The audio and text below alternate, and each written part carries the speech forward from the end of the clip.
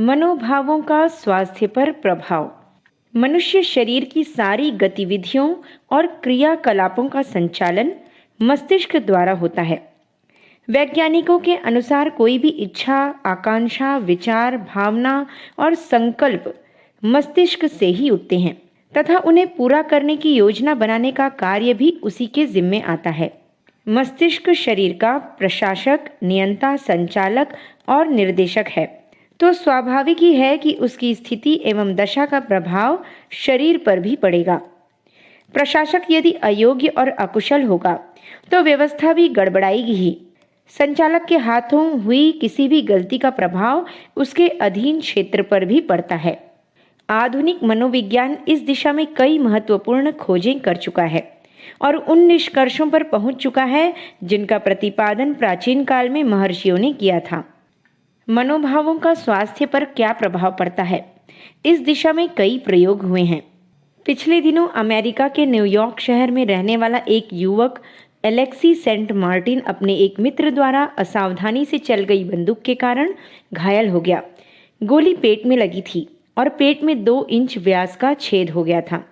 लगता था कि बचना मुश्किल है। फिर भी डॉक्टर विलियम बोमोर्ट नामक एक चिकित्सक ने उसे बचाने का भरसक प्रयास किया। डॉक्टर बोमोर्ट के प्रयासों से मार्टिन की प्राण रक्षा तो हो गई, पर पेट के भीतर वह सुराख बना रहा। उसके पेट की बाहरी और आंतरिक त्वचा तो जुड़ गई, पर पेट के भीतरी अंगों में ऐसा विकार आ गया जिससे कि उसका खाया हुआ भोजन साफ दिखाई देता था। डॉक्टर बोमोर्ट ने मार्टिन की पूर्ण सहायता और देखभाल की। उसे अपने साथ भी रखा ताकि वह भोजन की पाचन प्रक्रिया को उसके पेट में देखकर अध्ययन कर सके। डॉक्टर बोमोर्ट ने मार्टिन पर कुल मिलाकर 283 प्रयोगात्मक अध्ययन किए और उन प्रयोगों द्वारा प्राप्त निष्कर्षों के आधार पर एक पुस्तक लिखी। इस पुस्तक में बताया गया है कि पेट के सबसे अंदर की परत लाल गुलाबी मखमल सी दिखती है और वह श्लेष्मा से ढकी रहती है। ज्यों ही मुंह में भोजन रखा जाता है, यह परत और भी अधिक सुर्ख गुलाबी रंग की हो जाती है और श्लेष्मा से एक तरह का तरल पदार्थ स्रावित होने लगता है जो अमाशय में जमा हो जाता है।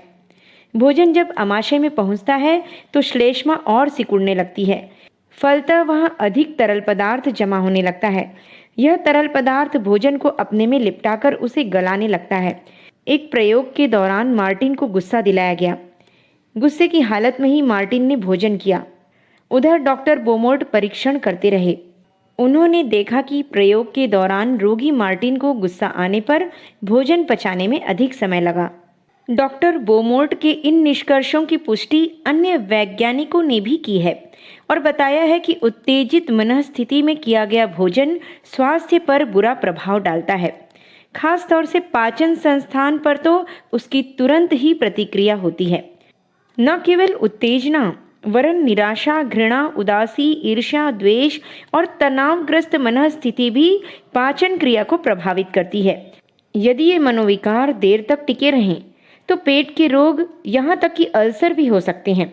डॉक्टर जैक्सन का तो यहाँ तक कहना है कि पेट संबंधी सभी रोग अस्त व्यस्त मनःस्थिति के कारण होते हैं।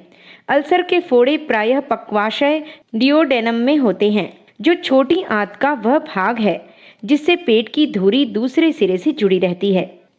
तनावग्रस्त या निराश उद्विग्न मनःस्थिति में पेट की लहरदार सिकुड़न की गति बढ़ जाती है। फलतः पेट के भीतर विद्यमान खाई हुई वस्तुएं तथा अन्य रस पक्वाशय में आ जाते हैं। पेट की भीतरी परत तो श्लेष्मा द्वारा सुरक्षित रहती है। पक्वाशय में ऐसी कोई व्यवस्था नहीं होती। उत्तेजित और उद्विग्न रहने के कारण जब उपरोक्त प्रक्रिया बार बार संपन्न होती है तो पक्वाशय की भीतरी परत कई स्थानों से छिद जाती है और वहां फोड़ा बन जाता है। अल्सर के फोड़े पुरुषों को प्रायः 30 से 40 वर्ष की आयु के बीच होते हैं। ज्ञातव्य है कि जीवन का संघर्ष काल भी यही है।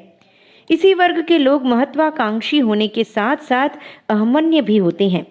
अहमन्यता के विपरीत कहीं कोई बात होती दिखी और संतुलन डगमगाया अथवा असंतुलन स्वभाव का एक अंग बन गया तो अल्सर के अलावा और भी कई रोग इसी उम्र में आ घेरते हैं। उदाहरण के लिए रक्तचाप और हृदय रोगों को ही लो। किसी भी उत्तेजनापूर्ण स्थिति में हृदय की धड़कन बढ़ जाना, सांस तेजी से चलने लगना, रक्त का दौरा तेजी से होने के कारण शरीर का गर्म हो जाना आदि बातें तो प्रत्यक्ष अनुभव की जा सकती हैं। यद्यपि ये सब व्यवस्थाएं प्रकृति ने मनुष्य की रक्षा के लिए ही की हैं, ताकि किसी संकट के समय शरीर के ये महत्वपूर्ण अंग पूरे शरीर की रक्षा करने में तत्परतापूर्वक सक्रिय हो जाएं। परंतु उत्तेजना जब व्याधि विकार की तरह बन जाती है तो उसकी प्रतिक्रिया भी बार बार शरीर के उन अंगों को उत्तेजित करती है और परिणामतः स्वास्थ्य पर बुरा प्रभाव पड़ता है। उतावली और हड़बड़ी में रहने की प्रवृत्ति प्रायः इन रोगों की जननी होती है। कामकाज निपटाने में उतावली से काम लेना और आराम करते समय भी कामकाज की चिंता इन रोगों का स्वागत करती है। यूं हृदय का दौरा अकस्मात ही पड़ता है, परंतु यह रोग कोई अचानक पैदा हो जाने वाली बीमारी नहीं है। प्रसिद्ध हृदय रोग विशेषज्ञ डॉक्टर जे बर्नार्डे के अनुसार यह बीमारी लंबे समय तक, यहाँ तक कि कभी कभी 20 वर्ष तक पनपती और बढ़ती रहती है। अनुमान लगाया गया है कि आधुनिक सभ्यता की यांत्रिक दौड़ जैसे जैसे तीव्र होती जाएगी, वैसे वैसे रक्तचाप और हृदय रोगों का आक्रमण बढ़ता जाएगा। इन रोगों से बचाव के लिए डॉक्टर जे बर्नार्डे ने कहा है, आप चाहे रोगी हो या ना हो, रोगी हो तो स्वस्थ होने के लिए अथवा रोगी ना हो तो इस रोग से बचने के लिए आवश्यक है कि आधुनिक सभ्यता द्वारा प्रदत्त जीवन दर्शन बदला जाए। बहुत हबड़-दबड़, भाग-दौड़, व्यग्रता, उतावली और तीव्र मानसिक संवेगों से बचा जाए और सुनियोजित शांत ढंग से उन्नति के लिए प्रयास किए जाएं। परिवर्तन या उन्नति के लिए शारीरिक अथवा मानसिक बोझ उठाना हर दृष्टि से हानिकारक ही है। पाचन संस्थान, रक्तचाप और हृदय रोग ही नहीं, सिर दर्द जैसा साधारण रोग भी प्रायः मानसिक असंतुलन के कारण ही होता है। डॉक्टरों का कहना है कि सिर दर्द की शिकायत करने वाले 90% रोगी केवल मानसिक तनाव के कारण सिर दर्द से पीड़ित होते हैं। एक अध्ययन में रोगियों से कहा गया कि जब भी उन्हें सिर दर्द हो तब वे उस स्थिति को नोट करें जो कि सिर दर्द होते समय थी। इस अध्ययन से प्राप्त निष्कर्षों के आधार पर कहा गया कि सभी रोगियों को उसी स्थिति में सिर दर्द उत्पन्न हुआ जिसमें कि उन्होंने दुख अनुभव किया। दुखोत्पादक भावनाओं के कारण गर्दन और सिर की मांसपेशियों में ऐंठन होती है और यह ऐंठन ही सिर दर्द के रूप में अनुभव होती है। इस अध्ययन के दौरान खास तौर से यह नोट किया गया कि ऐंठन का कारण कोई शारीरिक या मानसिक श्रम नहीं था, वरन उद्वेग अथवा दुख की अनुभूति के परिणाम से ही ऐंठन होती थी। शरीर शास्त्रियों के अनुसार सिर दर्द का मस्तिष्क से कोई संबंध नहीं होता। मस्तिष्क के चारों ओर खून ले जाने वाली शिराएं ही सिर दर्द को जन्म देती हैं। तनाव अथवा दुखोत्पादक भावनाओं के समय ये नलिकाएं फैल जाती हैं। इस फैलाव को कभी कभी कनपटी की त्वचा पर हाथ रखकर भी अनुभव किया जा सकता है। मांसपेशी की ऐंठन से होने वाला सिर दर्द इन नलियों के ज्यादा सिकुड़ जाने से होता है। माइग्रेन भी सिर दर्द का एक प्रकार है। यह सिर के एक तरफ ही होता है। कई बार इसका आक्रमण होने पर जी मिचलाने, उल्टी होने तथा आंखों से ठीक ठीक न दिखाई देने की शिकायत भी होने लगती है। डॉक्टरों के अनुसार माइग्रेन का हमला उन लोगों पर ज़्यादा होता है जो स्वयं की स्थिति और आसपास की परिस्थितियों से बहुत अधिक असंतुष्ट या लगभग क्षुब्ध रहते हैं। स्वाभाविक ही ऐसी स्थिति में मानसिक तनाव उत्पन्न होता है और रोग हमला कर बैठता है। चिंता, तनाव, निराशा, हताशा, उद्विग्नता, क्रोध, ईर्ष्या, द्वेष आदि भावनाएं मन में क्षोभ और शरीर में रोग उत्पन्न करती हैं। इसमें कोई संदेह नहीं है। प्रकृति ने शरीर में ऐसी व्यवस्था कर रखी है कि स्वाभाविक क्रम से उत्पन्न होने वाले विकारों का परिशोधन अपने आप ही होता रहे।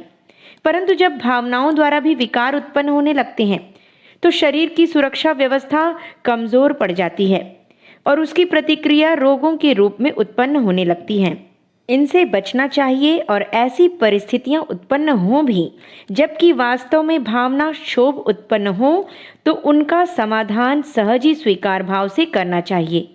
भावनात्मक संतुलन न केवल जीवन की एक अनमोल निधि है वरन वह जीवन जीने की एक कला भी है। इस कला के द्वारा जीवन हरा भरा, पल्लवित, पुष्पित और सुखी शांत बनाया जा सकता है। परंतु इस भावना क्षोभ का उपचार क्या है? डॉक्टर जॉर्ज स्टीवेंसन के अनुसार जब भी भावना क्षोभ या तनाव उत्पन्न होता है तो उसमें डूबने झुलसने की बजाय उसे पहचानने की कोशिश करनी चाहिए कि उसका क्या कारण है। वह कारण कुछ भी हो सकता है। जो भी कारण हो, उसका उपचार करने की बात सोचनी चाहिए, न कि उससे उत्तेजित होना चाहिए। स्मरण रखा जाना चाहिए कि समस्याओं से मुक्त कोई नहीं रह सकता है। अनादिकाल से प्रतिदिन कई कई लोग ऐसी समस्याओं में घिर जाते हैं कि कोई समाधान नहीं सूझता और आत्मघात कर लेने का मन होता है। परंतु वे समस्याएं जब निपट जाती हैं तो फिर सब कुछ सामान्य हो जाता है। इसलिए परिस्थितियों के शिकार व्यक्ति भी धैर्य द्वारा अपना मानसिक संतुलन बनाए रह सकते हैं। अकारण भावना क्षोभ पालने और रोगों को निमंत्रण देने में तो कोई समझदारी ही नहीं है। विस्तृत जानकारी के लिए इसी सीरीज की पुस्तक संख्या 161 से 170 पढ़ें।